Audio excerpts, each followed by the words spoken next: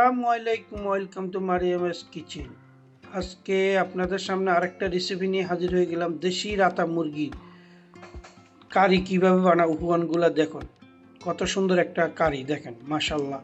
আমি 200 গ্রাম তেল দিয়েছি, 2টা তেজপাতা দিয়েছি, 2 টুকরা দারচিনি দিয়েছি, 1 চামচ গুঁড়ো দিয়েছি, 8টা এলাচি দিয়েছি, 2 টুকরা স্টার মশলা দিয়েছি, 5-6টা লং দিয়েছি। তারপরে এখন মুরগিটা দিয়ে ভালো করে কষা নিয়েছি। কষানোর পরে 60টার মতো কাঁচামরিচ দিয়েছি, 200 গ্রাম পেঁয়াজ দিয়েছি, 200 গ্রাম টমেটো দিয়েছি।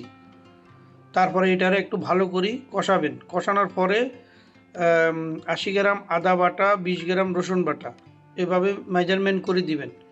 তারপরে এখন আসলে মশলাগুলো দিলাম। 2 চামচ কাশ্মীরি চিলি পাউডার, 2 চামচ ধনিয়া, 2 চামচ চিকেন কারি পাউডার, 2 চামচ জিরা, 2 চামচ হলুদ। এখন আমি দিয়ে দিব, দেখেন। কিন্তু আগে দিবেন না, এটা পরে দিবেন। আগে মুরগিটারে ভালো করে তেলের ভিতরে ফ্রাই করে নেবেন, তারপরে দেখেন। এখন মশলাটা কষানো হয়ে যাওয়ার পরে আমি লাস্টে দিয়ে একটু 200 গ্রাম টক দই দিয়ে দিব। এই টক দইটারে ভালো করে মিক্স করে নেবেন। টক দই দিয়ে একটু কষায় নেবেন ভালো করে।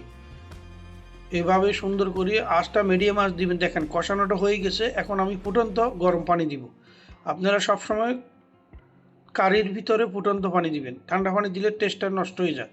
দেখুন মাশাল্লাহ, কত সুন্দর একটা তরকারি। দেখেন তেলটা আসা যাচ্ছে। রান্নাটা শেষের পর্যায়ে তখন আমি অ্যাড করলাম 50 গ্রাম মতো ধনিয়া পাতা। আপনারা চাইলে দিতে পারেন, নাও দিতে পারেন। দেখেন, তারপরে জিরার ফাঁকি দিতে পারেন, কিন্তু আমি জিরার ফাঁকি দিন, আমি ধনিয়া পাতা ইউজ করছি। দেখেন রান্নাটা আমার শেষ। তারপরে এখন দেখুন কত সুন্দর একটা কারি, দেখছেন? তেল নাই, একদম মিডিয়াম মশলা। দেখেন মাশাল্লাহ, আপনার বাসায় বানাই ট্রাই করে দেখবেন, খাবেন, আমার পাশে থাকবেন এবং আমার চ্যানেলটার একটু সাপোর্ট করবেন।